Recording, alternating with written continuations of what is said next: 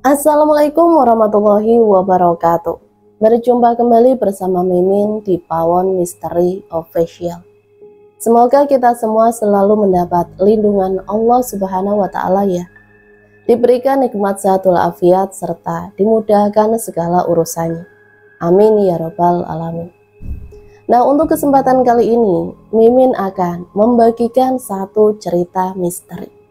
Seperti apa ceritanya? Mari kita mulai.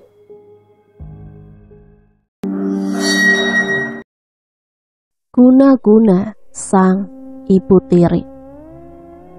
Ini salah satu dari kisah nyata di tahun 2020, tepatnya setelah Hari Raya Idul Fitri.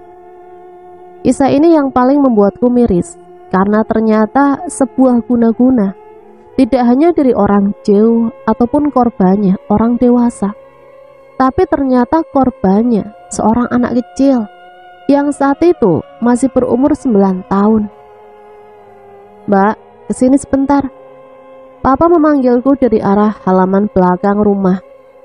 Aku pun langsung bergegas meletakkan HP-ku dan langsung berjalan ke arah papaku yang sedang duduk di pendopo, sebuah tempat seperti rumah lesehan untuk menerima tamu. "Ada apa, Pak?" tanyaku kepada papaku. "Ini coba, kau lihat foto ini. Apa yang ada di penglihatanmu?" Ku ambillah sebuah HP yang mana di situ ada sebuah gambar foto seorang anak perempuan sekitar umur 8-9 tahun yang terbaring lemah di atas kasur. Badannya sangatlah kurus, hanya tulang yang terbalut kulit saja. Mukanya pucat pasi. "Ini siapa, Pak?" Anak ini sangat menderita. Jiwanya tertahan di alam tak bertuan, sedangkan raganya tersiksa oleh sebuah ilmu hitam. "Itu anaknya Mbak ini. Dia datang ke sini bersama suaminya untuk meminta bantuan. Melihat keadaan anaknya saat ini, apakah masih bisa diselamatkan?" Papaku menunjuk seorang wanita muda yang terlihat sedih. Ia duduk di sebelah suaminya yang merangkulnya. Wanita itu adalah ibu sang anak perempuan yang ada di HP tersebut. Namanya Wita. Ia dan suaminya juga kedua anak laki-lakinya datang ke rumah dengan harapan ia akan mendapatkan jawaban dari kegelisahannya karena anak perempuan satu-satunya sedang sakit parah. Wita bercerita bahwa anak perempuan itu bernama Chelsea. Ia anak perempuan yang supel dan manis. Apalagi Chelsea adalah cucu kesayangan dari mertuanya yang merupakan orang kaya di daerah mereka. Entah apa mulanya, Chelsea yang sekarang ikut ayahnya dan ibu tirinya. Dikarenakan Wita sudah bercerai dengan ayah Chelsea dan mereka masing-masing sudah memiliki keluarga sendiri, tapi tetap bersilaturahmi. Chelsea yang priang sudah hampir 3 minggu ini sakit parah, tergeletak tak berdaya seperti mayat hidup di atas ranjangnya. Chelsea pun sudah diobati secara medis, namun hasil cek medis yang semua normal membuat dokter menyarankan agar Chelsea diikhtiarkan untuk berobat alternatif. Namun keadaan Chelsea yang tidak kunjung membaik membuat Wita dan mantan suaminya berputus asa. Dengan izin suaminya yang sekarang, Wita memutuskan untuk mencoba datang ke rumah kami untuk meminta bantuan, kalau saja anaknya bisa kembali pulih dan normal. Ayah Chelsea yang sudah menikah lagi dan memiliki seorang istri yang masih berusia sangat belia, ternyata sangat sayang kepada ibu tirinya. Namun dari sanalah ternyata petaka Chelsea berawal. "Mbak, anakku sudah hampir 3 minggu seperti itu. Dia hanya terbaring seperti orang koma. Matanya yang tidak mau terbuka hanya terpejam saja. Namun bila akan mendekati tengah malam, ia meronta, Mbak. Menangis ketakutan dengan mata yang tetap terpejam. Berbagai cara sudah kami lakukan, baik saya atau ayahnya Chelsea. Begitupun neneknya. Pihak dokter pun bingung saat Chelsea dinyatakan koma selama 9 jam. Namun hasil rekam medisnya tidak menghasilkan apapun, semua normal. Tolong bantu saya dan anak saya, Mbak, karena saya tidak tahu lagi harus kemana. Mungkin Tuhan mentakdirkan saya untuk datang ke sini, dan saya berharap ada mukjizat untuk anak saya. Wanita itu memegang tanganku, matanya berkaca-kaca, mulai meneteskan air mata. Terlihat jelas kesedihan dan pengharapan yang luar biasa dari sorot matanya yang berurai air mata. Sebagai sesama wanita yang sudah menjadi seorang ibu, hatiku pun tergerak dan ikut merasakan kesedihannya. Baiklah, insya Allah jika Allah mengizinkan, maka bawalah anakmu untuk datang ke sini. Karena yang kutakutkan adalah jika rohnya tertahan hingga menjelang 40 hari, maka kita akan sulit mengembalikan raga Chelsea untuk kembali ke dalam raganya atau tubuhnya. Aku pun menjelaskan semuanya kepada mereka, tentunya dengan izin papaku juga, dan akhirnya mereka pun pulang dan memastikan bahwa setelah maghrib nanti Wita akan datang membawa Chelsea ke rumah. Itu mereka datang, ucap adikku yang kemudian bergegas berlari untuk membuka pagar rumah, karena ada 2 mobil yang akan masuk ke halaman rumah kami. Parkirlah 2 mobil tersebut. Tampak sebuah mobil hitam yang terparkir itu membuka pintu. Ada seorang lelaki kurus berperawakan putih tinggi, kemudian turun dari mobil, lalu membuka pintu tengah. Turunlah seorang wanita yang menggendong seorang anak perempuan yang lemah, terkulai, tidak berdaya. Dibantu lelaki itu menggotong anak perempuan itu, lalu bergegas masuk ke teras rumah, diiringi dengan beberapa orang lagi, yang satu persatu mulai turun dari mobil dan mengikuti mereka berdua menuju teras rumah kami. Ayo, mari silahkan masuk. Bawa masuk ke dalam saja dan letakkan ia di kursi yang panjang, ucap papaku. Kulihat pemandangan yang cukup menyedihkan di situ. Perempuan yang menggendong anak tersebut tidak lain adalah Wita, yang tadi siang sempat datang ke rumah bersama suaminya. Sedangkan laki-laki yang membantunya menggendong tadi adalah ayah kandung Chelsea, yang tak lain adalah mantan suami dari Wita. Diletakkanlah Chelsea di kursi panjang dalam ruang tamu. Ada sekitar 9 orang anggota keluarga yang ikut mengantar Chelsea ke rumah. Di sana ada Mak Aji, yang tak lain adalah nenek Chelsea, bibi dan paman Chelsea, kakak kandung Chelsea, serta seorang perempuan belia yang dandanannya dari tadi mencuri perhatianku. Ya, perempuan berkulit putih dan berusia sekitar 19-20 tahun ini adalah Nining. Ia merupakan ibu tiri Chelsea yang sudah kurang lebih 2 tahun ini menikah dengan ayahnya. Perempuan yang cukup cantik menurutku, ditambah dengan perhiasan emas yang memenuhi tangannya, membuat aku berpikir bahwa keluarga Chelsea bukan dari kalangan biasa. Ini yang namanya Chelsea. Jadi selama beberapa minggu ini, beginilah keadaannya. Ya Allah, kasihan sekali sampai kurus begini. Papaku mendekati Chelsea yang terbaring lemah di kursi, dengan posisi kepala dipangku oleh Wita, ibu kandungnya. Tolonglah Pak, kami sudah tidak tahu lagi harus bagaimana. Chelsea adalah cucu perempuan satu-satunya di keluarga saya. Melihat keadaannya sekarang, sepertinya kami putus asa. Mak Aji menyeka matanya dengan sapu tangan. Ia sangat sedih dengan keadaan Chelsea yang memprihatinkan. Insya Allah ya Mak, kita akan sama-sama berusaha demi kebaikan Chelsea. Hanya satu yang saya minta sama Chelsea, dipercayakan kepada kami. Tolong semua pihak keluarga harus yakin bahwa Allah adalah sebaik-baiknya penolong untuk kita. Dan kita sama-sama berdoa supaya ada keajaiban untuk Chelsea. Papaku menjelaskan kepada mereka apa yang meski dilakukan selama Chelsea dipercayakan kepada kami. Tak lama kemudian Chelsea mulai bereaksi. Tubuhnya yang kurus mulai mengeliat seperti kesakitan. Matanya terus terpejam dengan mulut yang menganga. Tangannya terutama yang bagian kiri mulai bereaksi seperti ingin menjambak rambutnya sendiri. Spontan keluarga pun mulai mendekati tubuh Chelsea. Mereka mulai memegangi tangan Chelsea agar tidak lebih jauh menjambak rambutnya.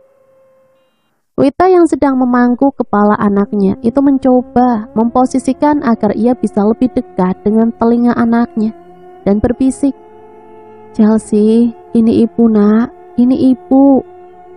Chelsea, bangunlah nak, ibu kangen sama Chelsea. Bangunlah nak, ibu sayang sama Chelsea." Terenyuh hatiku sebagai seorang ibu yang memiliki putra seusia Chelsea. Aku tidak bisa membayangkan jika aku diposisikan sebagai Wita saat ini. Air mataku tanpa kusadari menetes, mengalir di pipiku. Bukan hanya itu, mamaku yang juga melihat pemandangan menyedihkan itu pun ikut menangis. Betapa tidak, anak secantik Chelsea dengan usia yang masih 9 tahun harus mengalami hal buruk. Dia yang masih polos dan ceria berubah seperti mayat hidup dan tidak bisa melakukan apapun. Tubuhnya yang kurus, mukanya yang pucat, membuat kesedihan semakin mendalam. Apalagi kejadian ini sudah berlangsung selama beberapa pekan. Dikisahkan bahwa Chelsea tadinya adalah anak perempuan yang ceria. Ia supel dalam bergaul. Siapapun pasti menyukai Chelsea yang periang. Ia merupakan cucu perempuan satu-satunya di keluarga Mak Aji. Ayah Chelsea adalah anak laki-laki kedua dalam 4 bersaudara. Keluarga mereka merupakan keluarga yang terpandang di kampungnya. Mak Aji yang merupakan orang kaya di kampungnya membuat siapapun sangat mengenal Chelsea sebagai cucu kesayangan dari Mak Aji. Chelsea yang awalnya periang kemudian mengalami koma selama 9 jam. Dan koma yang kedua kali selama 15 jam. Semua diawali sore itu ketika ia baru pulang bermain. Saat ia berada di halaman rumah neneknya, tiba-tiba Chelsea jatuh di pinggir jalan. Untung saja banyak orang di situ karena memang posisi rumah Mak Aji yang tepat di persimpangan jalan raya membuat orang-orang selalu ramai. Seketika Chelsea yang jatuh pingsan dibawa ke klinik terdekat. Namun kondisinya yang terus pingsan dan membuat keluarga khawatir membawa Chelsea ke rumah sakit. Di rumah sakit, Chelsea langsung dibawa ke ruang ICU. Dokter menvonis Chelsea koma karena kesadaran Chelsea yang semakin menurun. Chelsea dinyatakan koma lalu mengalami keadaan kritis. Tubuhnya sempat demam tinggi. Keluarga sudah cemas saat itu, takut akan kehilangan Chelsea nantinya. Namun setelah 9 jam, Chelsea kemudian sadar dari komanya. Rekam medis pun dilakukan. Dokter mengobservasi Chelsea dan semua rekam medis menyatakan bahwa Chelsea tidak ada penyakit apapun. Sontak saja keluarga bingung. Bukan cuma keluarga, tapi dokter pun bingung. Karena semua hasil lab menyatakan bahwa keadaan kesehatan Chelsea normal. Namun mengapa Chelsea bisa koma? Hal itu mulai membuat keluarga takut apakah Chelsea mengalami sakit non-medis. Dan ternyata yang mereka takutkan benar adanya. Dan disitulah penderitaan Chelsea berawal. Kala itu Nini mengajak anak tirinya, Chelsea, untuk ikut ke kampung halamannya. Ternyata semua sudah direncanakan oleh keluarga Nini. Dia dan keluarga besarnya memiliki suatu rencana yang cukup jahat. Ibu Nini dan adiknya pun mencari seorang dukun ilmu hitam yang cukup terkenal di daerahnya. Mereka berniat untuk menyingkirkan Chelsea yang dianggap sebagai penghalang dalam pernikahan antara Nini dan suaminya, yang tak lain adalah ayah Chelsea.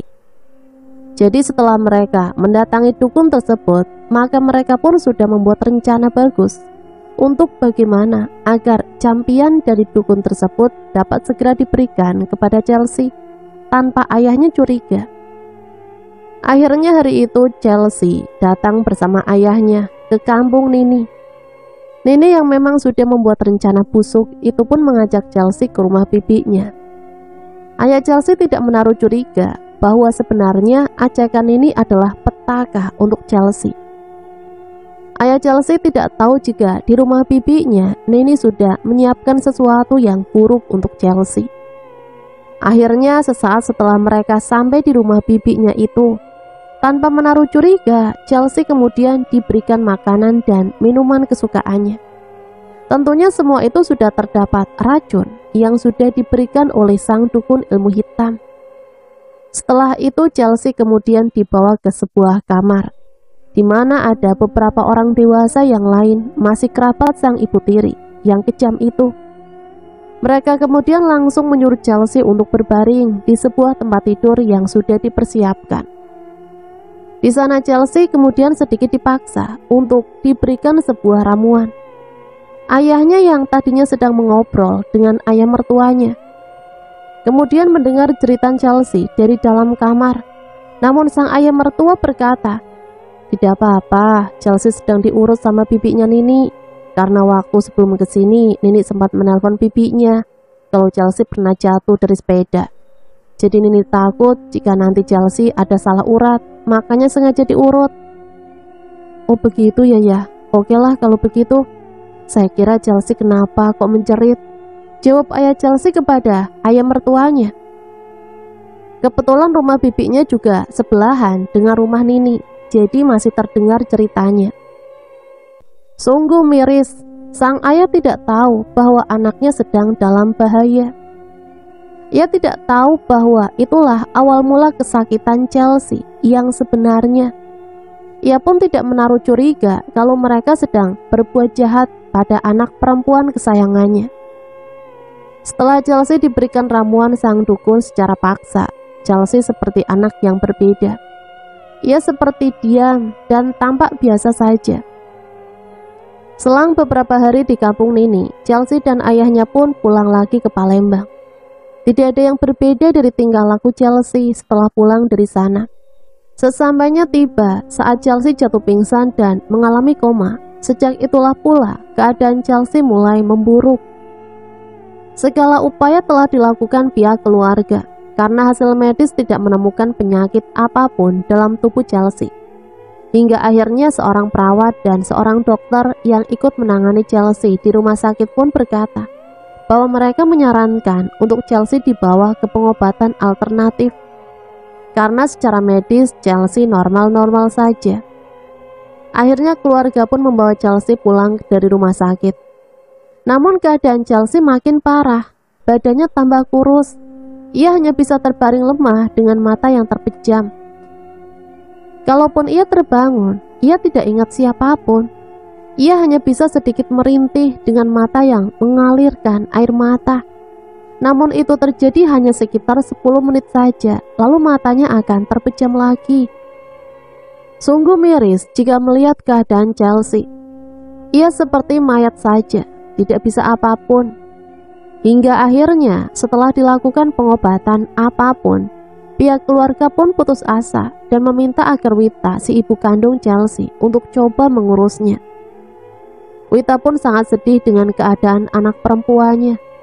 Perceraian membuat Wita jarang bertemu anaknya itu.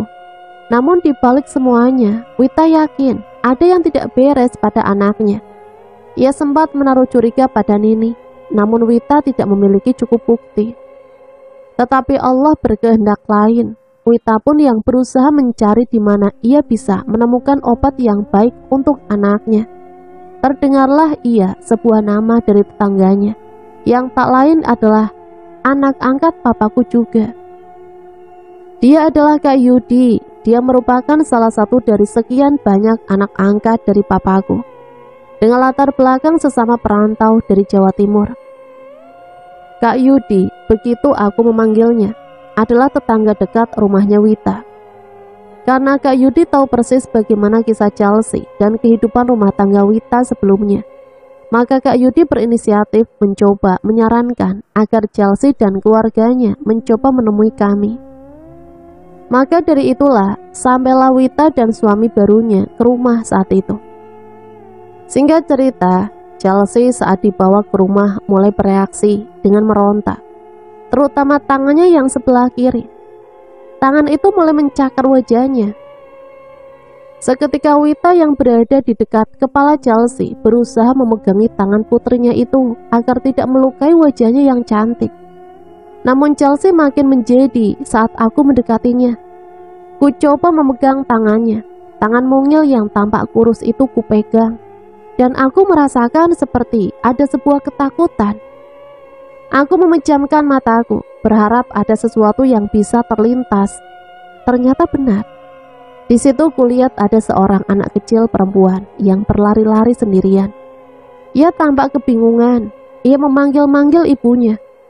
Bu, ibu, bu, aku takut, bu. Aku ingin pulang, bu. Ibu. Suasananya begitu menyeramkan. Karena gadis kecil itu berlari, namun ada yang aneh. Kulihat, ia seperti seekor anjing yang lehernya dirantai. Dan nampaklah jelas siapa yang merantainya. Dari arah belakang, gadis kecil itu kulihat seorang nenek tua dengan berjalan bungkuk dan muka yang tidak bersahabat. Rambutnya putih namun berantakan. Ia memakai kebaya warna merah. Aku juga melihat nenek itu seperti memegangi rantai yang tersambung di leher gadis itu. Sungguh pemandangan yang menyedihkan untukku. Aku tidak bisa berbuat apapun saat aku ingin melangkahkan kakiku untuk menolongnya lepas dari ikatan rantai yang melilit di lehernya. Sontak aku terkejut. Ada sebuah dinding kaca yang cukup tebal di hadapanku dan aku tidak menyadarinya. Aku pun membuka mataku perlahan, melepaskan genggaman tanganku pada tangan Chelsea.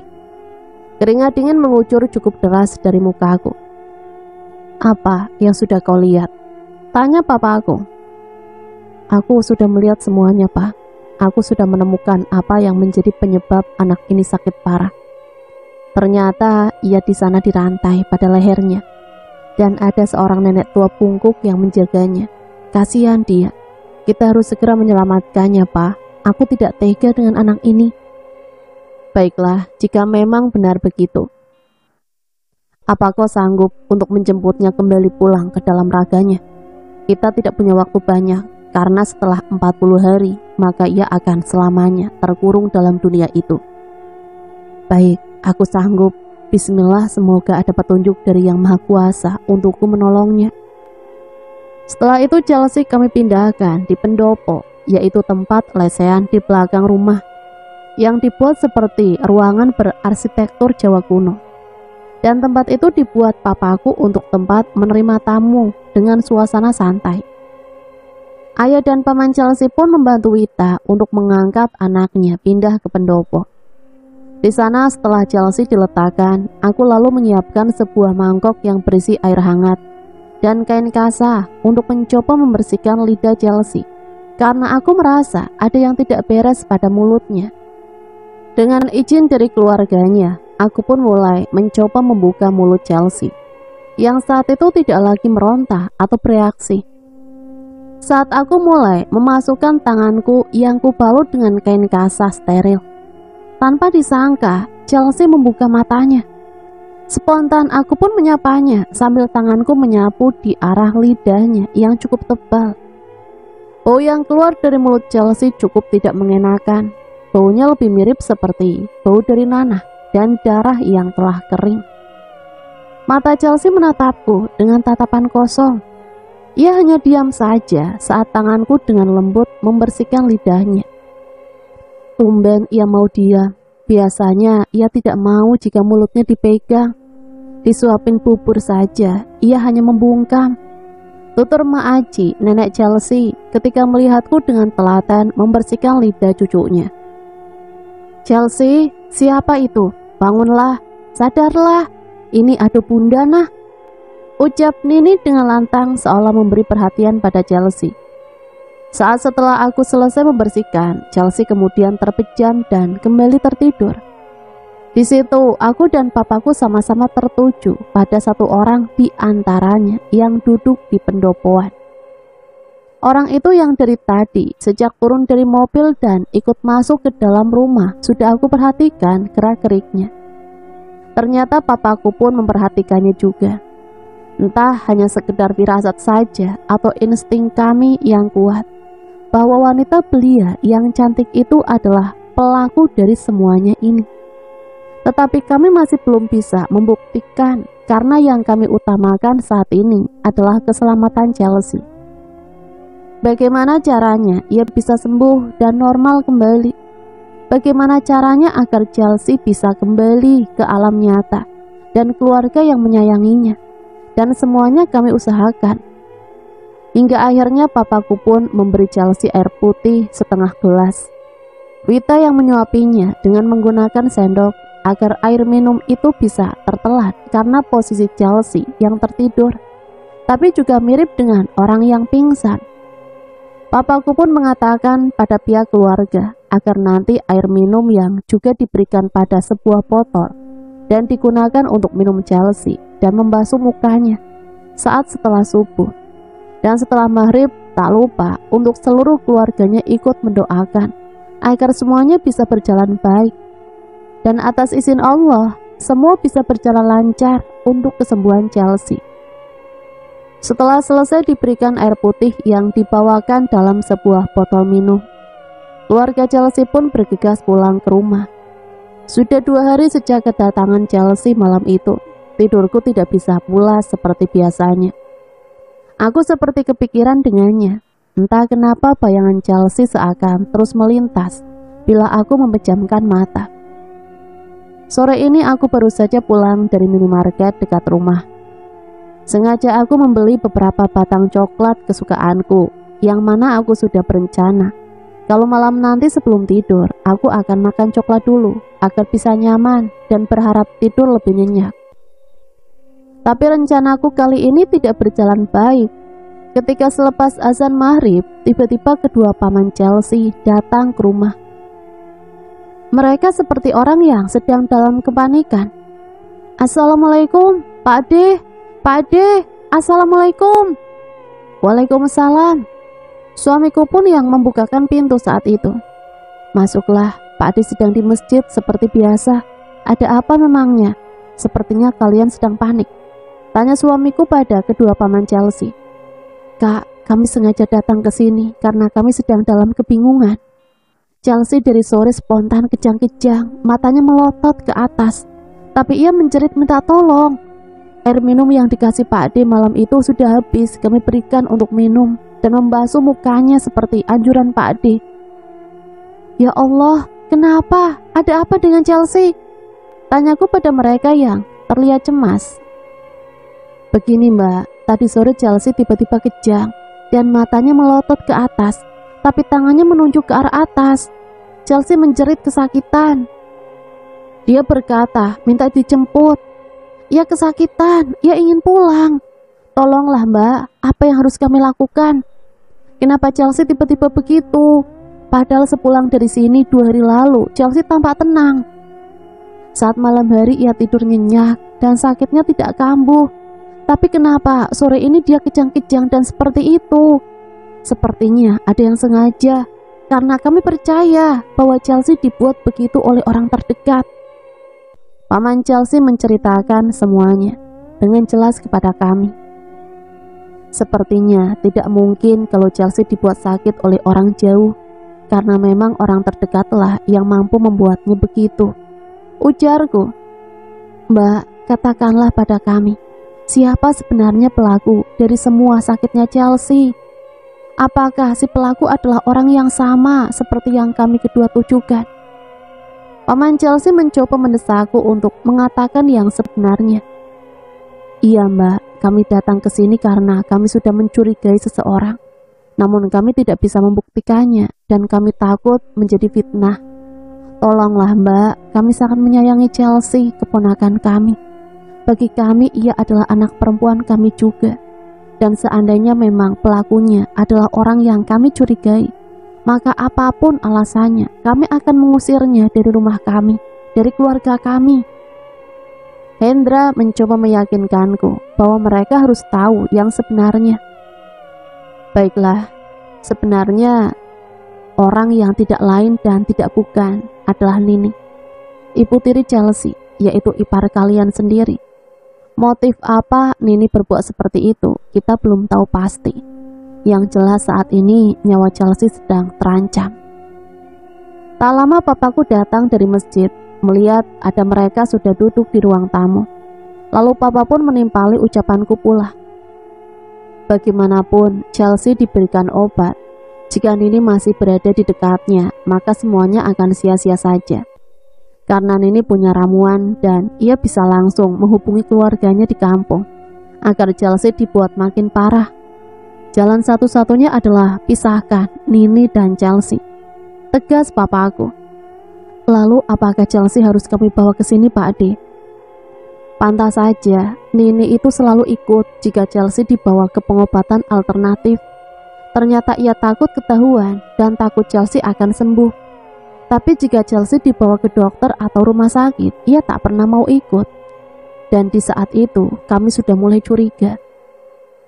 Otet, salah satu pamannya Chelsea pun ikut bercerita. Bawa Chelsea ke sini, biarlah ia tidur di rumah belakang. Di sana ada ruang kamar yang bisa digunakan selama Chelsea kita amankan dari Nini. Dengan syarat Nini tidak boleh tahu kalau Chelsea ada di sini. Papaku menyarankan kepada mereka untuk Chelsea segera dibawa ke rumah malam itu juga. Kamu siapkan membantu papa untuk mengobati Chelsea? Tanya papaku. Baik pak, aku siap dan aku akan berusaha semampuku. Baik Pak Ade, kami pulang dulu untuk menyusun rencana agar Chelsea bisa dibawa ke sini malam ini juga.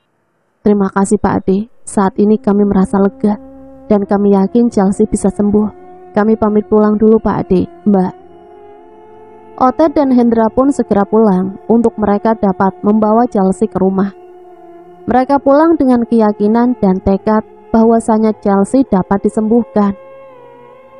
Setelah kedua paman Chelsea pergi, aku pun segera membersihkan dan merapikan rumah belakang yang nantinya akan digunakan selama Chelsea berada di sini. Kebetulan rumah ini berada di halaman belakang yang memang sengaja dibuat papaku untuk tamu yang menginap. Tak lama sebuah mobil masuk di halaman, langsung diparkirkan di halaman belakang, tepat berada di depan rumah. Tampak ayah Chelsea turun sambil menggendong tubuh Chelsea yang lemah. Muka Chelsea tampak pucat. Bergegas ayah Chelsea dan kedua pamannya ikut turun dari mobil sambil membawakan barang-barang keperluan Chelsea selama menginap di sini. Ternyata ada Mak Aji juga ikut mengantar Chelsea. Dengan raut muka penuh kesedihan, ia menghampiriku dan mamaku. Bu, saya titip cucu saya untuk kesembuhannya di sini. Saya yakin bahwa akan ada keajaiban untuk cucu saya, Chelsea. Biarlah nanti ayah Chelsea yang menunggu di sini. Soal Nini nanti saya bisa buat alasan bahwa Chelsea dirawat di rumah sakit dan tidak bisa dijenguk karena masih corona. Ucap Pak Aji sambil sesekali menyeka matanya yang basah. Memang saat Chelsea kejang-kejang, pihak keluarga cepat membawanya ke rumah sakit. Tapi pihak rumah sakit minta Chelsea dirawat inap di ruang isolasi karena saat itu masih gencarnya COVID-19. Namun pihak keluarga keberatan karena mereka berpikir Chelsea tidak akan sembuh. Jika dirawat di rumah sakit, malah justru akan membuat Chelsea semakin parah. Maka dari itu kedua paman Chelsea berinisiatif ke rumah dan akhirnya memutuskan untuk merawat Chelsea di rumah kami. Chelsea pun dibaringkan di atas tempat tidur yang sudah disiapkan untuknya. Sang ayah yang sedari tadi berzikir sambil memegangi tangan anak perempuannya itu sesekali menyeka air matanya yang basah karena menitikan air mata kesedihan. Betapa tidak, ia tidak menyangka jika Nini bisa setega itu pada anak sekecil dan semanis Chelsea. Apalagi motif Nini untuk mengguna-guna Chelsea tidak bisa diterima secara logika. Ternyata menurut pengakuan kedua paman Chelsea, Nini tidak pernah ada ketulusan untuk menyayangi Chelsea. Malah terkadang terkesan bahwa Nini menganggap saingannya dalam menarik perhatian Tessa, yaitu ayah Chelsea, yang menikahinya secara sirih. Jika Tessa membelikan kalung emas pada Chelsea, maka Nini pun langsung minta dibelikan kalung juga. Padahal Nini sendiri sudah banyak memiliki perhiasan yang dibelikan suaminya itu. Namun sifat iri dengki Nini pada Chelsea didukung oleh keluarganya di kampung, yang mana akhirnya mereka pun ingin membuat Tessa hanya memperhatikan Nini saja dan tidak lagi mengurus Chelsea. Keluarga Nini khawatir jika nanti Nini memiliki anak tapi tidak seistimewa Chelsea. Sifat picik mereka membuat mereka berbuat keji dengan mengandalkan ramuan dari dukun ilmu hitam untuk membuat Chelsea menjadi kembang ranjang. Tergolek lemah tak berdaya, namun tidak ada penyakit medis berat. Bahkan bisa dikatakan normal. Sore itu papa berencana agar Chelsea setelah maghrib bisa dimandikan dengan air kembang yang sudah diberikan doa. Diharapkan agar segala guna-guna yang juga melekat pada tubuh Chelsea bisa pudar, maka proses penyembuhannya bisa berjalan lancar.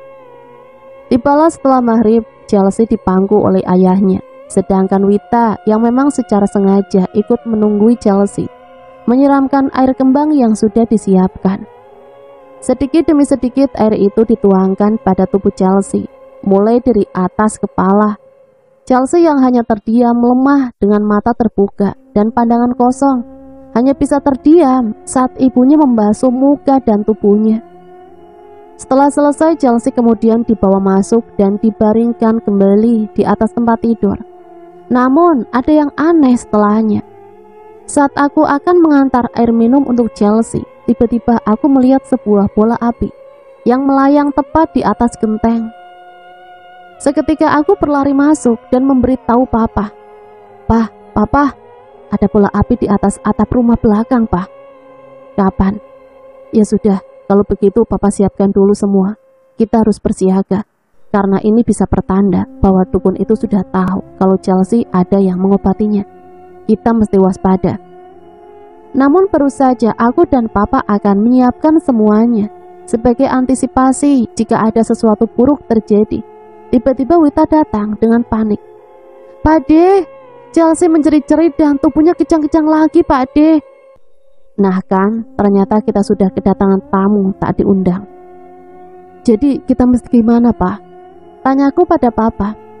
Kamu sekarang ke rumah belakang, duduklah dekat Chelsea.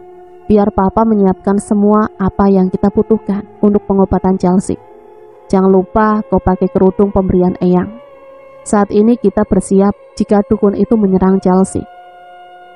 Bisa dikatakan ia marah karena kita mencoba menolong Chelsea. Tapi jangan khawatir, kebenaran akan menang. Yang penting kita tetap berdoa, memohon perlindungan dari Allah Subhanahu wa Ta'ala. Lalu aku dan Wita pun bergegas ke rumah belakang, dan di sana aku melihat pemandangan yang memilukan. Chelsea menjerit-jerit meminta pertolongan dengan sesekali kaki dan tangannya kejang. Matanya melotot ke atas, menjerit seperti kesakitan.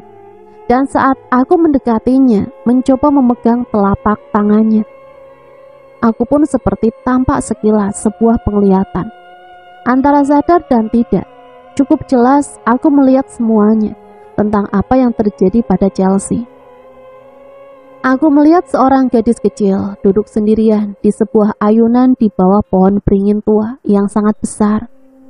Aku pun menghampirinya. Chelsea, apakah kamu Chelsea?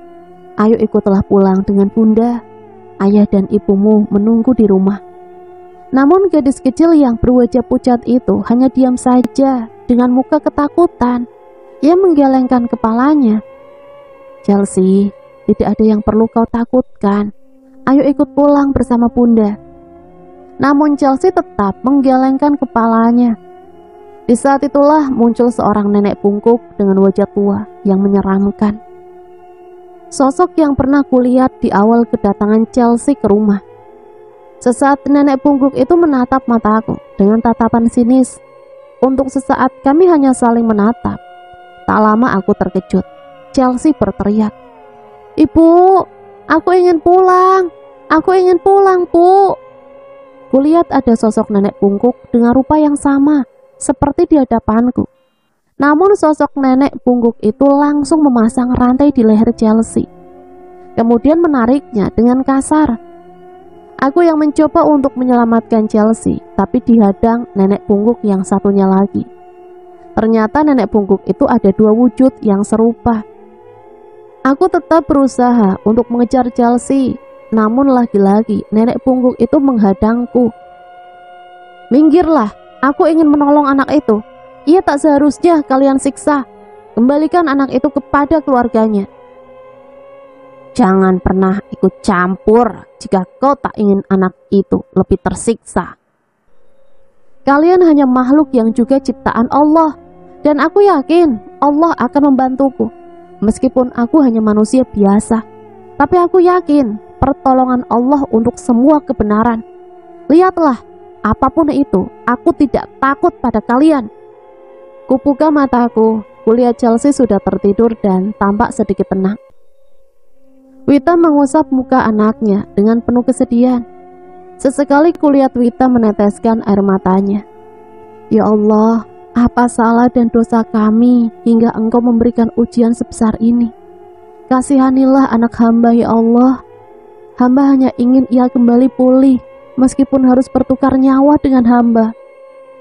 Pilu hatiku mendengar Wita menangis di samping tubuh anaknya yang sedang tertidur. Mamaku pun ikut menangis mendengar itu. Papaku pun memanggilku untuk sejenak keluar dari kamar. Tadi apakah kau sudah melihat sosok asli setan dari sang dukun ilmu hitam itu?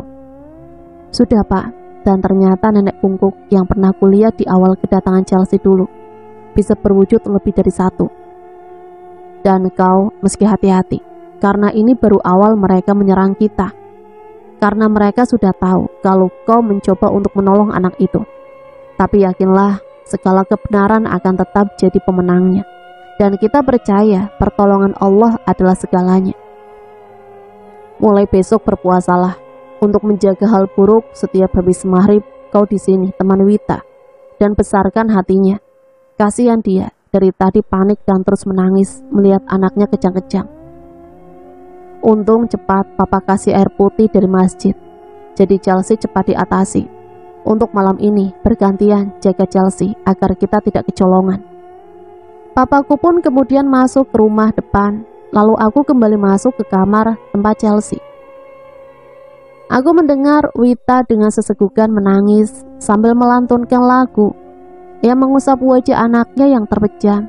Sesekali ia mencium kening anaknya itu. Ya Allah, hatiku sangat sedih melihatnya. Apakah aku mampu untuk membantunya, membawa kembali anaknya, untuk pulang dan kembali ke dalam dekapannya?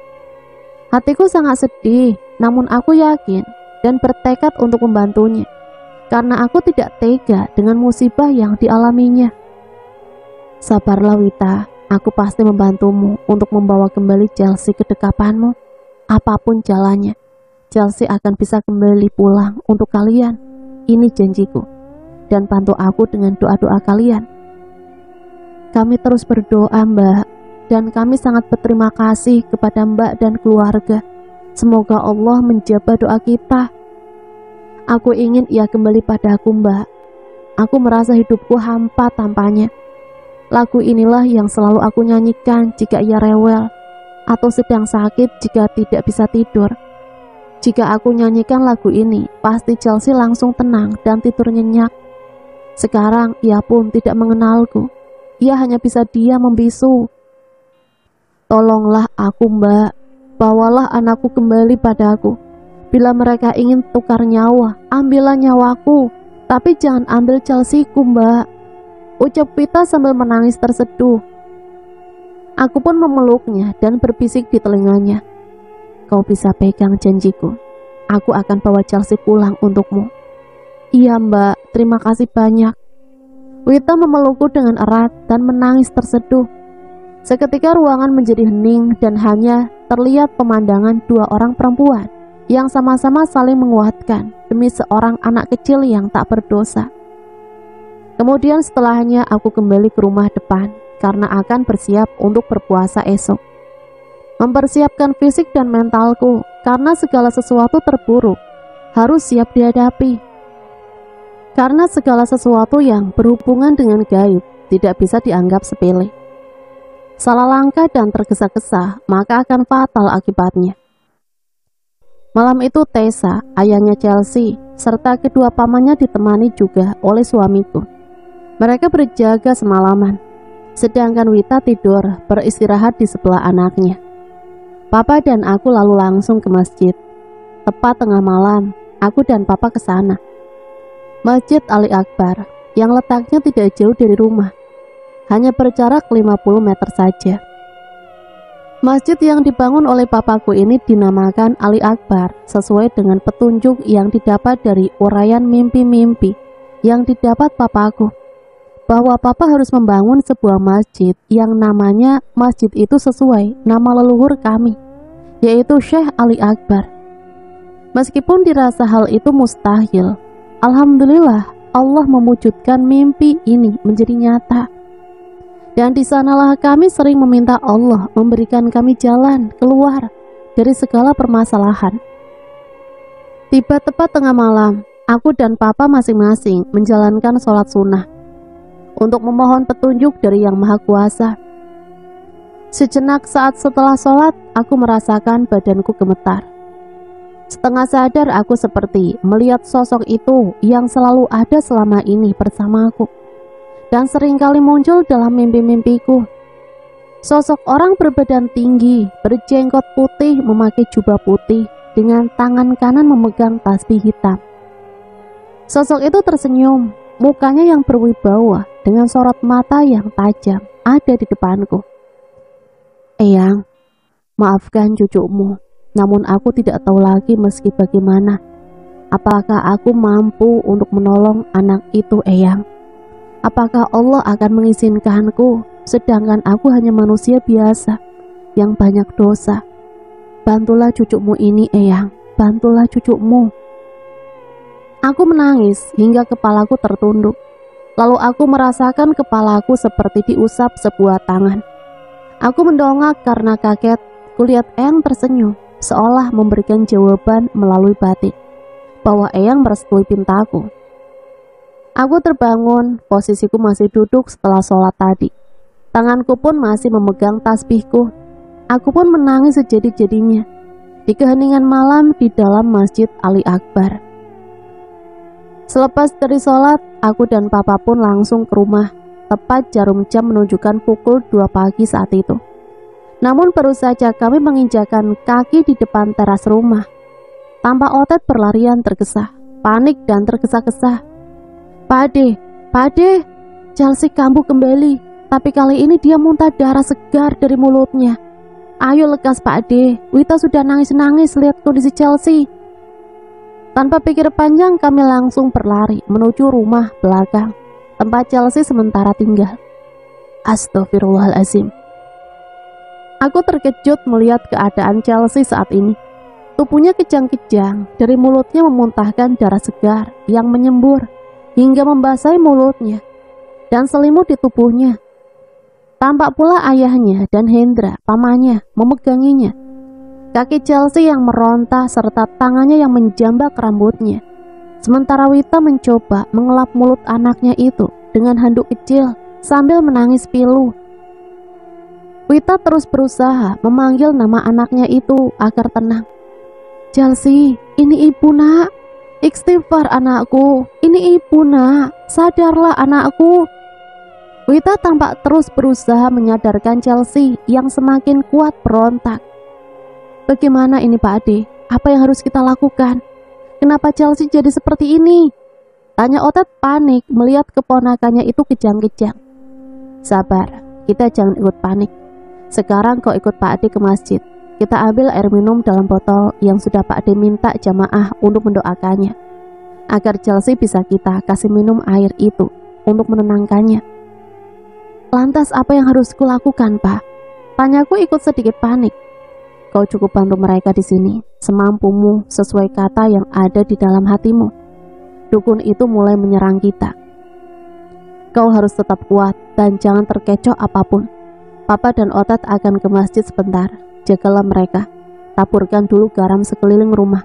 Minta tolong suamimu dan ayahnya Chelsea untuk melakukannya. Sementara itu kau bisa tenangkan Chelsea. Jangan lupa pesanku.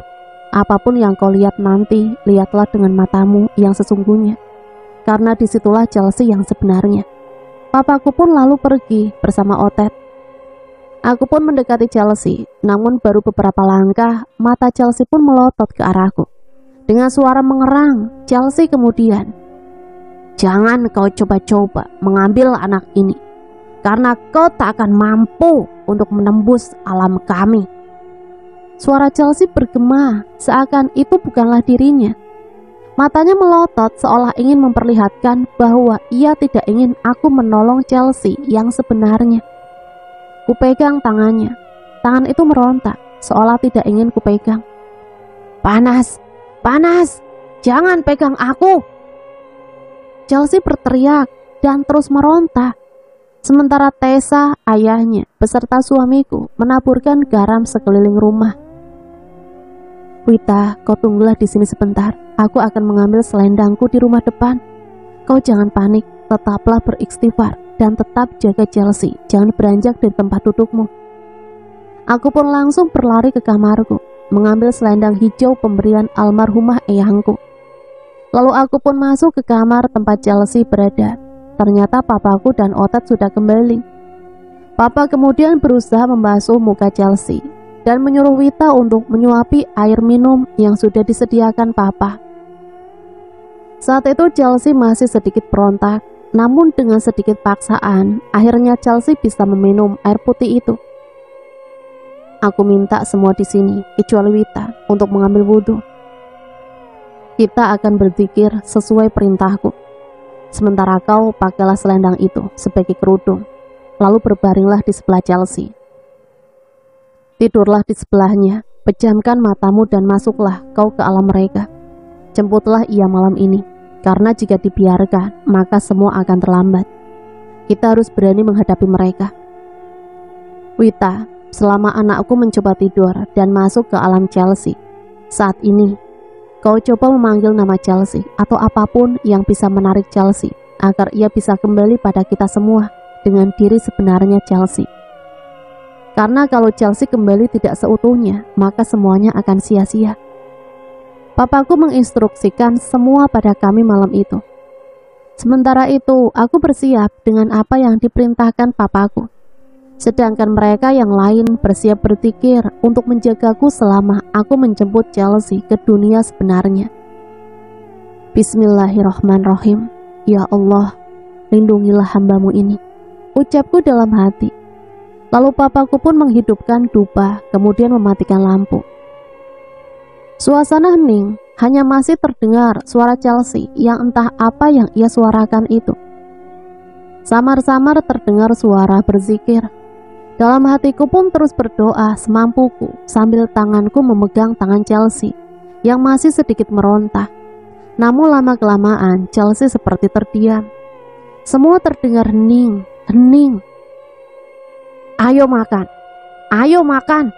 Kalau kau tidak mau makan, maka aku akan mencambukmu. Aku mau pulang, ibu. Ternyata kau ingin dicambuk, hah?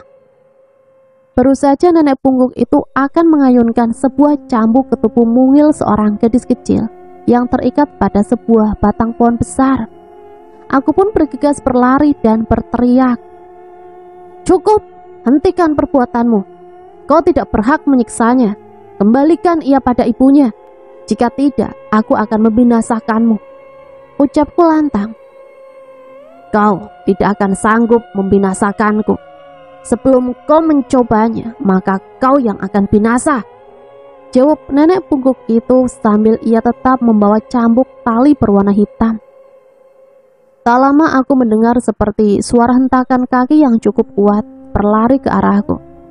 Namun saat aku akan menoleh karena ingin memastikan apakah sebenarnya itu, tiba-tiba sesuatu besar menuju ke arahku dan melukai lengan kiriku.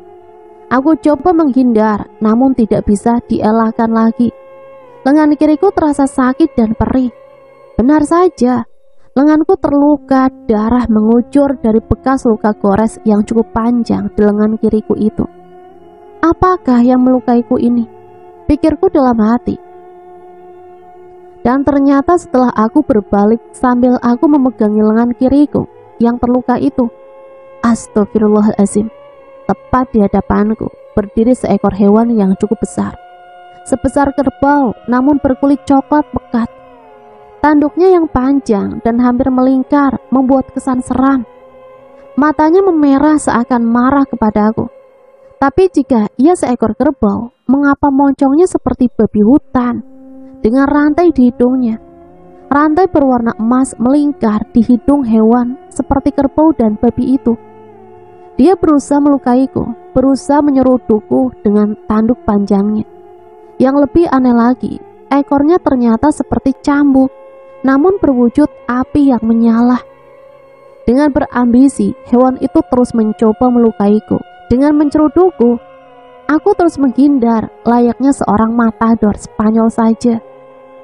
Tapi itulah, segala yang terjadi ini adalah gaib semata, dan aku harus bisa sekuat tenaga melawannya. Jika tidak, aku bisa terbunuh dalam dunia nyata. Entah dari mana datangnya, muncullah eyangku. Ia kemudian berteriak, "Tarik rantai yang ada di hidungnya, Nduk. Itulah kelemahannya. Tarik rantai itu, maka ia akan musnah." Seketika aku yang saat itu mulai terdesak mencoba meraih rantai yang ada di hidungnya. Benar saja, perjuanganku itu tidak sia-sia. Saat ia berusaha menyerudukku dengan kepalanya, aku lalu sigap dengan cepat menarik rantai di hidungnya. Ku tarik dengan tangan kananku, ku tarik dengan sekuat tenaga. Kemudian rantai itu memanjang dan terus memanjang, hingga akhirnya rantai itu terlepas. Saat rantai itu terlepas dari hidungnya, hewan besar yang menakutkan itu mengerang kesakitan. Badannya yang besar dengan wajah seperti babi itu kemudian jatuh ke tanah, menggelepar dengan kejang-kejang. Ekornya yang menyerupai cambuk api terus mengeliat, mengikuti badannya yang menggelepar seperti orang yang kesakitan luar biasa. Aku terdiam, kemudian kulihat sosok eyangku itu mendekatiku. Ia memberikanku sebuah potongan bambu yang telah diruncingkan ujungnya. "Nduk, tancapkan bambu ini ke tengah keningnya, tepat di antara kedua matanya, agar ia segera musnah, dan kau bisa mengambil anak itu dari mereka. Ayo Nduk, kamu mesti berani. Cepat lakukan sebelum ia terbangun dan menyerangmu kembali. Waktumu tidak banyak, sebelum ayam berkokok, kau harus segera tuntaskan semuanya." Dengan sedikit keraguan, aku pun mengambil potongan bambu runcing itu, kemudian mendekati hewan yang sedang mengeliat kesakitan itu. Entah dari mana kekuatan itu berasal, keberanianku muncul spontan. Kuayunkan bambu itu, lalu aku menancapkannya tepat di atas keningnya. Allahu Akbar! Kutancapkan bambu itu tepat di tempat yang diperintahkan eyangku. Kemudian hewan itu mengerang kesakitan. Suaranya yang kesakitan persis lolongan serigala hutan. Hewan itu tampak menggelepar, badannya bergetar hebat. Aku pun mundur, kulihat apa yang tidak ingin kulihat. Matanya yang merah kemudian melotot seperti kesakitan. Mata itu kemudian mengeluarkan api, kemudian berasap.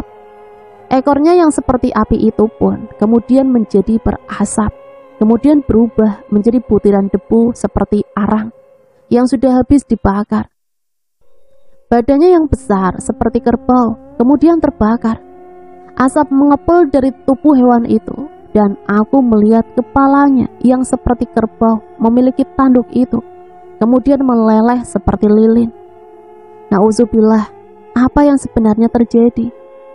Sedikit demi sedikit tubuh hewan itu melepuh, meleleh, kemudian berubah menjadi buih-buih merah bercampur darah, kemudian berasap dan lenyap. Apakah ia musnah? Sedangkan rantai yang kulepas dari hewan itu masih tergeletak di dekatku. Kemudian aku mendekati nenek pungguk itu. Ia mundur beberapa langkah dariku, seperti orang ketakutan. "Lemparkan rantai itu, Nduk. Lemparkan pada si pungguk itu, maka ia akan ikut musnah bersama ilmu hitamnya." Teriakan eyang kepadaku membuatku spontan melemparkan rantai berwarna emas itu kepada si nenek pungguk itu. Saat nenek itu membalikkan badan seolah ingin berlari dariku, aku lekas melemparkan rantai itu.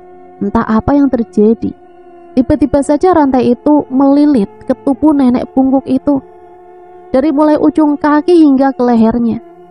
Ku dekati ia yang berteriak meminta tolong agar aku melepaskan ikatan rantai itu.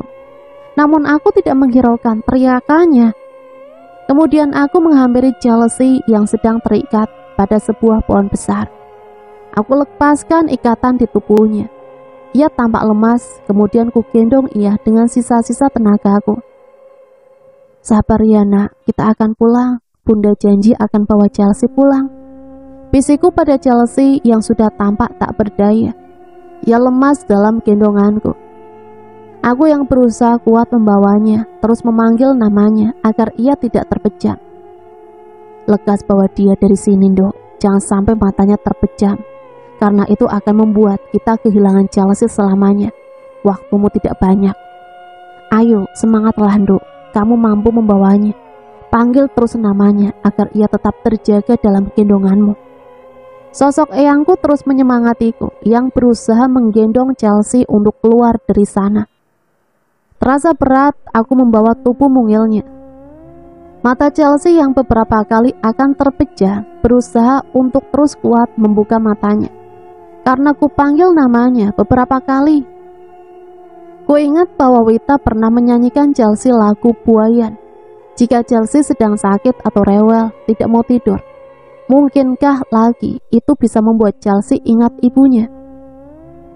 Terdengar samar-samar suara Wita mengiringi langkahku melintasi pinggiran sebuah sungai. Aku menuju sebuah cahaya di ujung sungai itu.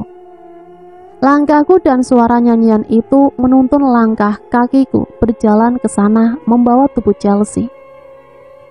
Ada semangat yang muncul di titik terendahku saat itu. Saat aku merasa sudah kelelahan, Chelsea kemudian lirih berkata, "Ibu, itu suara ibu bernyanyi untukku. Ibu, Chelsea mau pulang."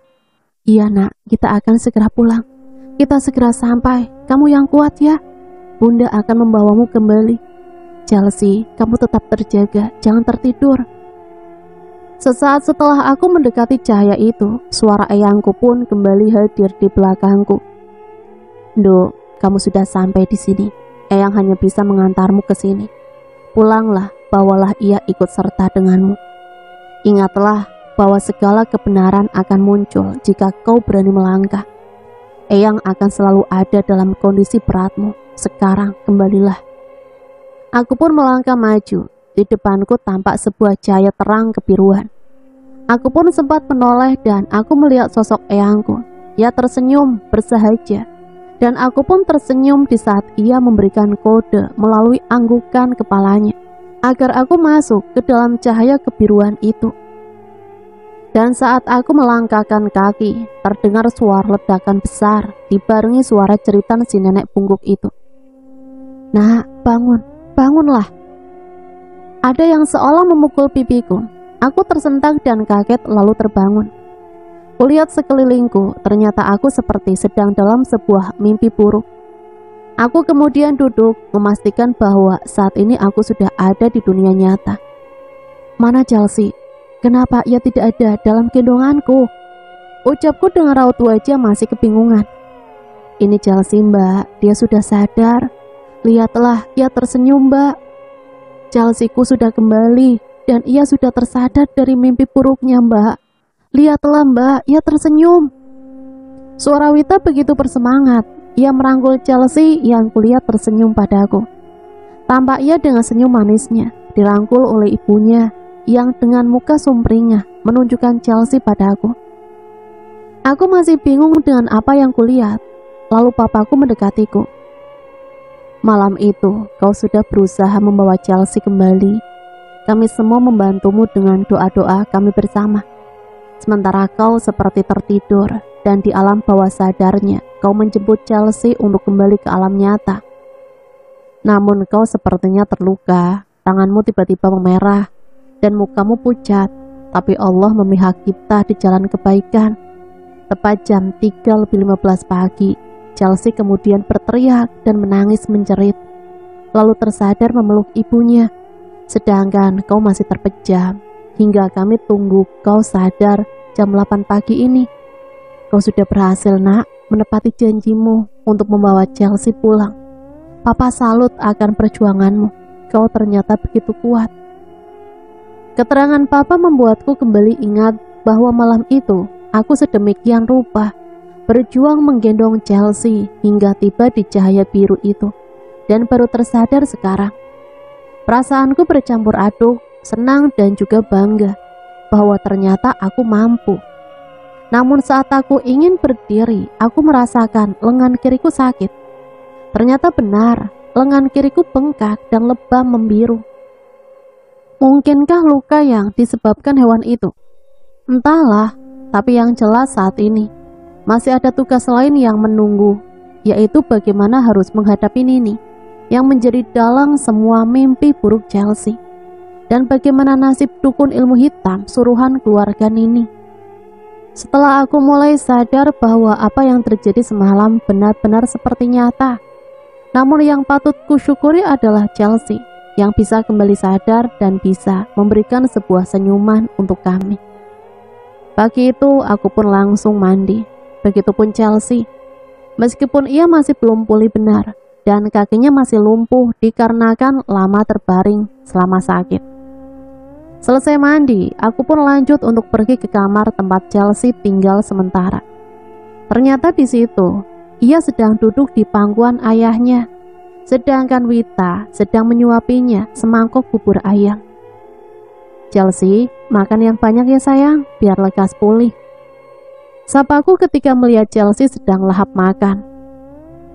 Chelsea pun tersenyum, senyuman yang sangat manis dan sangat dirindukan keluarganya. Mukanya yang cerah menandakan bahwa saat ini ia sudah benar-benar kembali. Yang terpenting adalah dapat memulihkan keadaan Chelsea seperti semula. Saat Wita dan Tessa, ayah Chelsea, sedang sibuk mengurusi Chelsea makan, tak lama HP Tessa berdering. "Halo, iya nanti aku pulang, tunggulah sebentar lagi."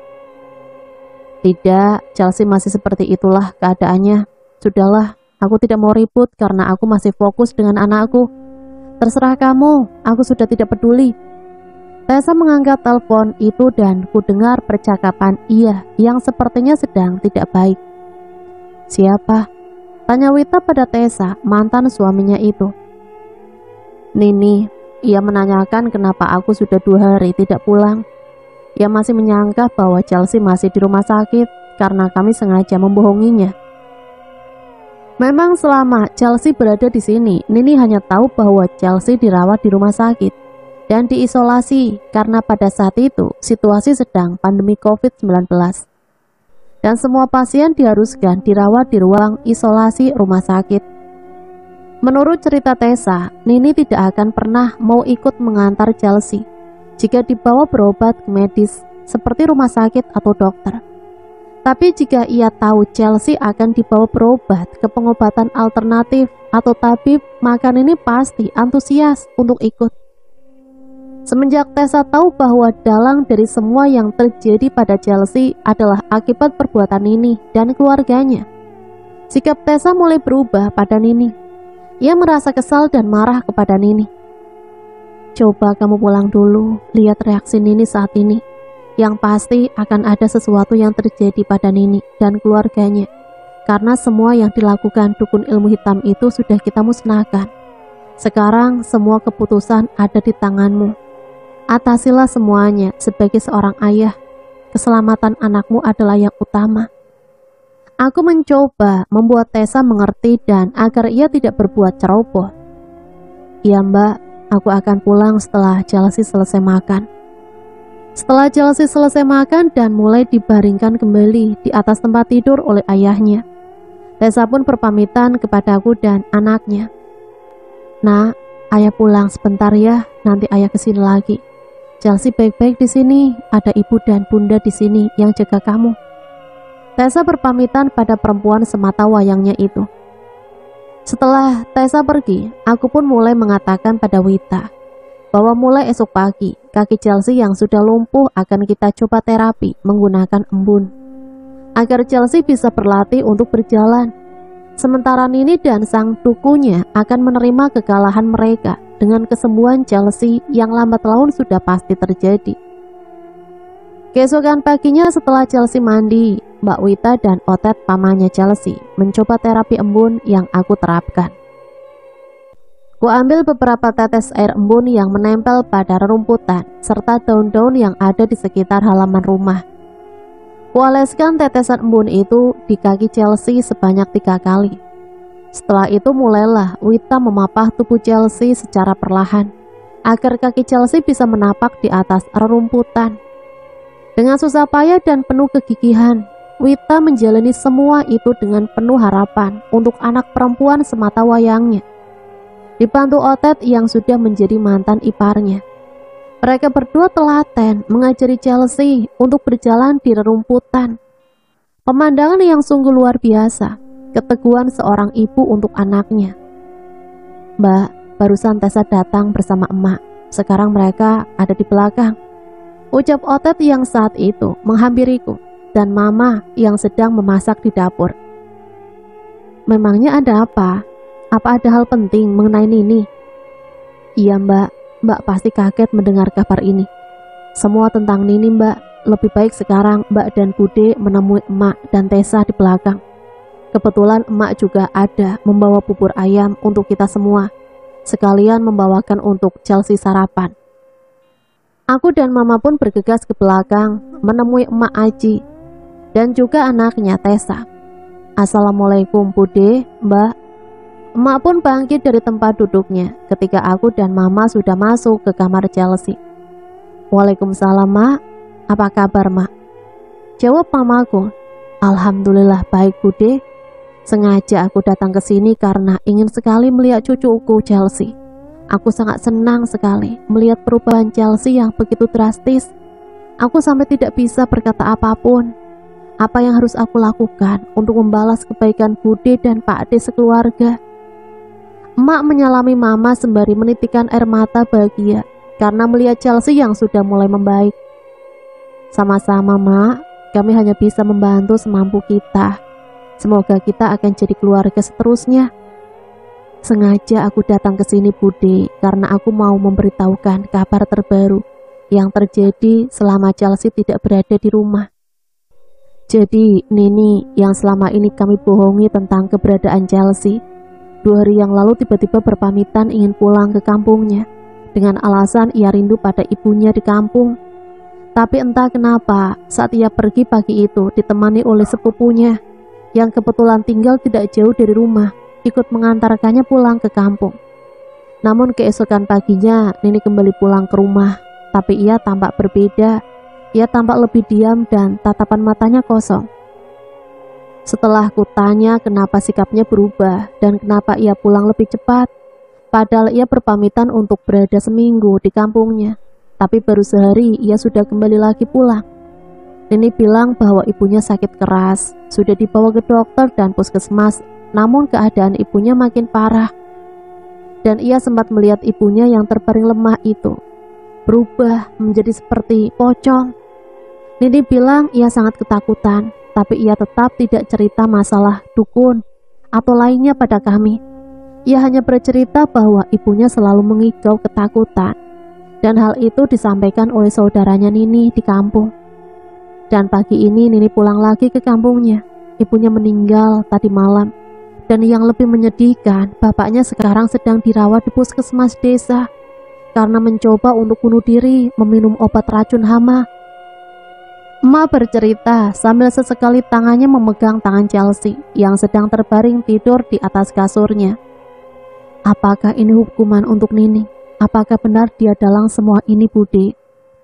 Karena terus terang aku tidak bisa menjadikan ia menantuku lagi, dan Tessa juga sudah memutuskan untuk menceraikan Nini dalam waktu dekat, ucap emak. Aku dan Mama tertegun sejenak mendengar cerita emak. Mungkinkah ini pertanda bahwa azab dan karma mulai berlaku atas perbuatan ini, dan memungkinkan akan ada azab lain yang lebih mengerikan yang akan dialami Nini. Sementara Chelsea yang mulai pulih telah membuktikan bahwa sebuah kebenaran akan selalu berpihak, dan tiada yang mustahil terjadi jika Allah mengizinkan. Tak terasa Chelsea sudah berada di rumah selama 9 hari. Peningkatan kesembuhan Chelsea begitu pesat. Dari setiap pagi ia rutin berjalan di atas rerumputan dan dioleskan embun sebagai terapi untuknya. Chelsea pun sudah mulai bisa bercerita, diajak ngobrol, juga mulai menonton TV. Setiap malam setelah azan maghrib Chelsea kami ajak untuk sholat berjamaah. Meskipun ia belum bisa berdiri, namun tubuhnya kini bisa duduk sempurna. Suatu kebanggaan tersendiri bisa ikut membuat Chelsea kembali pulih. Dengan bersusah payah, aku dan keluargaku juga, keluarga Chelsea, menjaganya dan terus berusaha yang terbaik untuk kesembuhannya. Setiap pagi, Tessa terkadang pulang ke rumah emak dan bergantian menjaga Chelsea. Terkadang Otet ataupun Hendra, dan tentunya Wita yang selalu ada mendampingi anak perempuannya itu. Setelah meninggalnya Ibu Nini di kampung, ternyata Nini harus menelan pil pahit akan perbuatannya. Ayahnya yang dikabarkan melakukan percobaan bunuh diri dan dirawat di puskesmas, ternyata ikut meninggal. Nini yang akhirnya resmi menyandang status janda setelah diceraikan oleh Tessa dan dikembalikan oleh keluarga emak karena mereka tidak ingin keselamatan dan kesehatan Chelsea kembali memburuk. Kasihan juga dengar nasib Nini, buah dari perbuatan buruknya itu kembali kepada dirinya sendiri. Ternyata sekembali Tessa dari menjaga Chelsea, Nini dan Tessa bertengkar hebat di rumah mereka. Nini tidak terima karena Tessa membohonginya soal keberadaan Chelsea. Nini merasa Tessa dan keluarganya sengaja berbuat itu karena ingin mempersatukan kembali Tessa dan Wita. Nini diselimuti kecemburuan yang sangat besar, sama seperti kecemburuannya pada Chelsea, anak tirinya itu. Padahal Chelsea selalu menganggap Nini seperti ibu kandungnya. Chelsea menaruh harapan besar kepada Nini yang dikira bisa menggantikan posisi Wita, ibu kandungnya. Tapi Nini memang perempuan berhati busuk. Ia tidak pernah menganggap kasih sayang tulus Chelsea kepadanya. Justru ia menganggap Chelsea seperti madunya. Ia sangat cemburu pada Chelsea.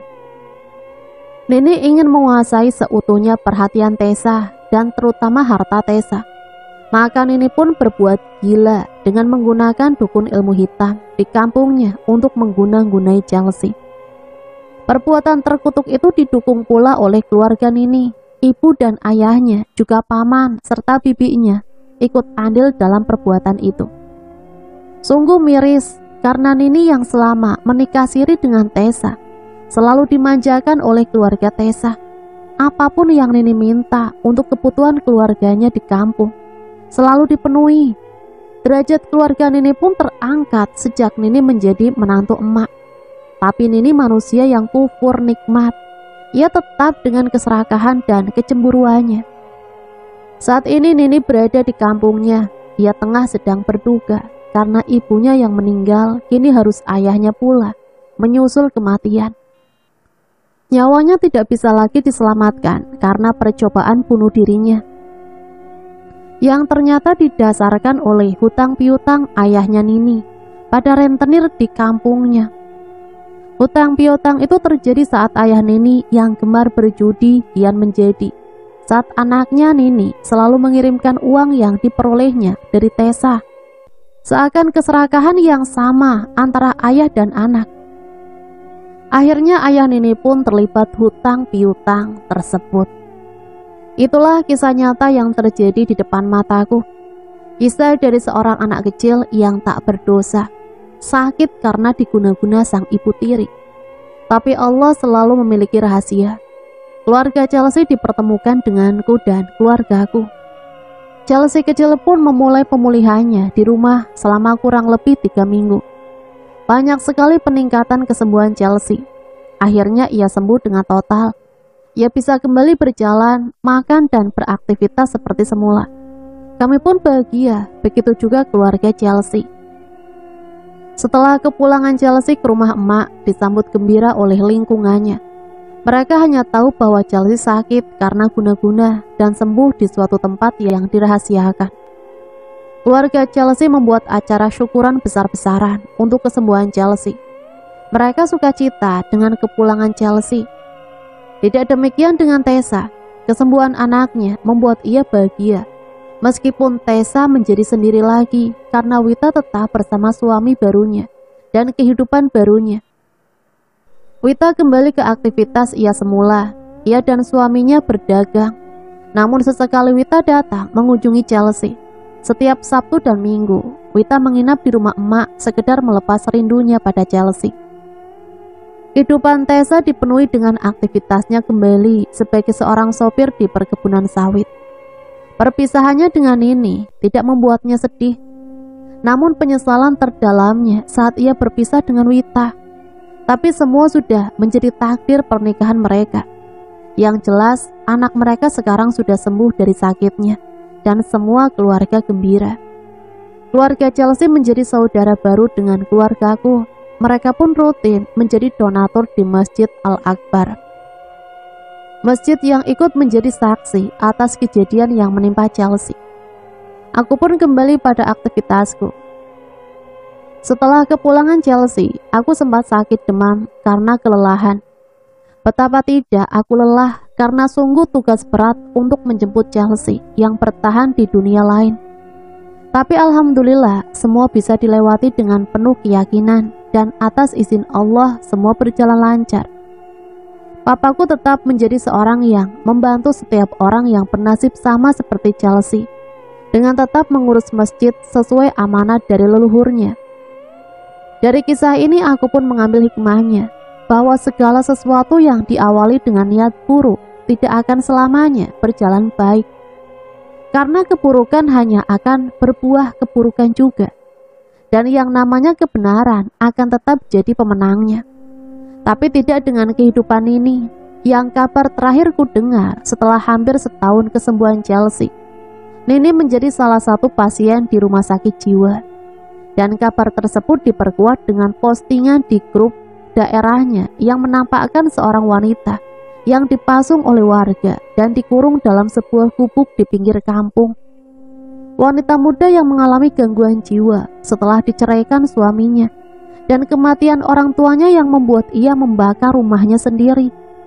Nini yang depresi mulai ditinggalkan dan tidak dihiraukan keluarganya. Paman dan bibinya seakan tidak ingin ikut menanggung kesedihan Nini. Mereka pindah ke kampung lain agar menjauh dari Nini yang mulai gila. Entahlah, mungkin itu karmanya. Karma Nini sang ibu tiri yang jahat dan serakah. Dan terakhir lebaran kemarin, Chelsea dan keluarganya datang ke rumah. Chelsea sekarang sudah kelas 6 dan lulus SD. Badannya sekarang gemuk dan menjadi anak remaja yang cantik. Sungguh Allah Maha Adil lagi Maha Bijaksana. Nah, itulah sepenggal cerita yang bisa Mimin bagikan. Cukup menyedihkan ya. Semoga cerita ini bisa kita jadikan pembelajaran untuk hidup kita ke depannya. Ambil positif dan buang hal negatifnya. Sampai di sini Mimin pamit undur diri. Mohon maaf apabila banyak salah kata. Sampai berjumpa kembali di cerita-cerita selanjutnya. Matur suwun. Wassalamualaikum warahmatullahi wabarakatuh.